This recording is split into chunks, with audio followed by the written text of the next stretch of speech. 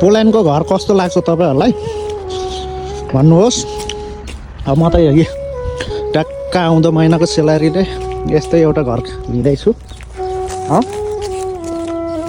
अनि मैले गफ लाग्यो भनेर फेरि कान्छो हाँसिहाल्छ क्या। साँच्ची हो, यो महिनाको सेलेरीले एउटा घर चाहिँ लोनमा पास गर्दैछु। अनि ट्याक्क फ्यामिली ल्याएर चाहिँ सेटल हुनुपर्छ र पोल्यान्डमा चाहिँ वार हुने भन्ने कुरो हल्ला छ है। अब साँचो हो कि होइन त्यो त थाहा छैन।